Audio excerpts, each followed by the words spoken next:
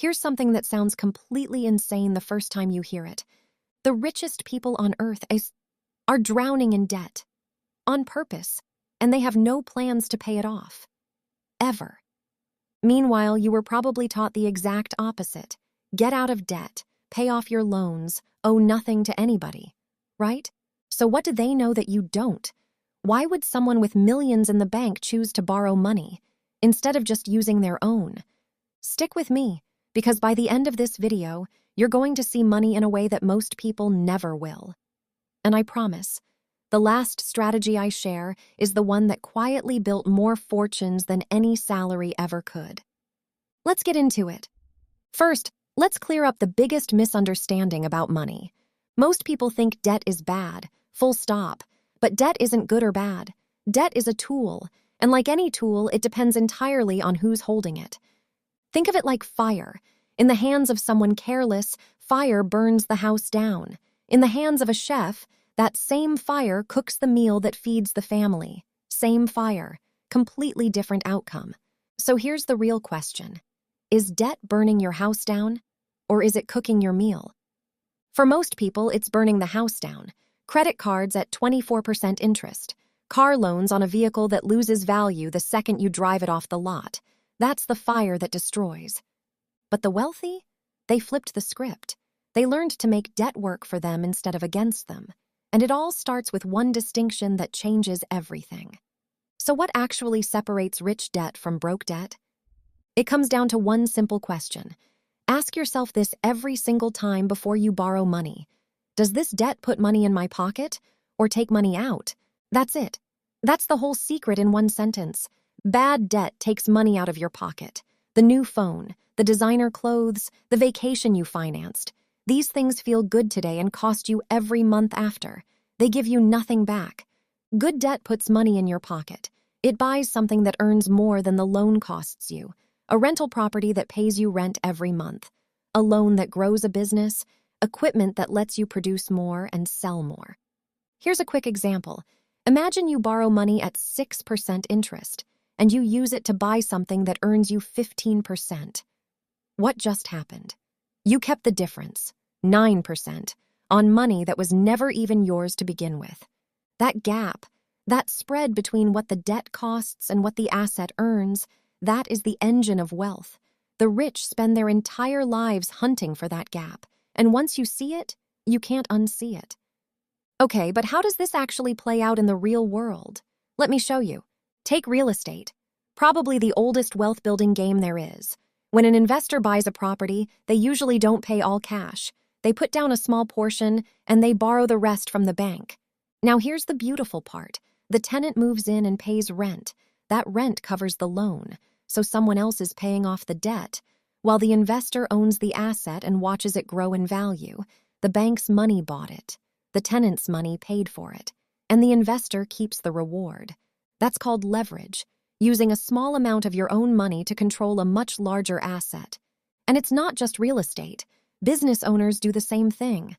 Ever wonder how a company opens 100 locations when it clearly doesn't have the cash for 100 locations sitting in a bank account? They borrow. They use debt to expand faster than their own savings ever could. This is the mindset shift. Poor and middle-class thinking says, save up, then buy. Wealthy thinking says, borrow smart, let the asset pay for itself, and keep your own cash free to do it again. Which brings us to the strategy I promised you at the start, the one most people have never even heard of. There's a strategy the ultra-wealthy use that has a slightly dramatic name. It's called buy, borrow, die. And once you understand it, a lot of things about billionaires suddenly make sense. Here's how it works. Buy. They buy assets, stocks, businesses, real estate, things that grow in value over time. Borrow. Here's the clever part. When they need cash, they don't sell those assets. Instead, they borrow against them. They go to a bank and say, I own $10 million in stock. Lend me some money, and I'll use that stock as security. The bank happily says yes, because the loan is backed by real, valuable assets. Now, why go through all that trouble instead of just selling? Because of one word, taxes. Think about it. When you sell an asset for a profit, The government takes a slice of that profit. But a loan? A loan isn't income. You have to pay it back. So, in most systems, borrowed money isn't taxed the way a sale is. So the wealthy get to use their money without selling their assets and without triggering the tax hit that selling would cause. Their assets keep growing in the background while they live off low-interest loans against them. Let me ask you the obvious question, because you might be thinking it right now. But wait, don't they still have to pay the loan back eventually? Great question, and this is where the strategy gets its name. Over a long enough timeline, the assets grow faster than the loan costs. The debt becomes a small shadow next to a mountain of growing wealth. It's a game of patience that heavily favors whoever can afford to wait. I'm simplifying, and the rules vary from country to country. This isn't tax advice, but the core idea is real, and it's been quietly used by the wealthy for decades.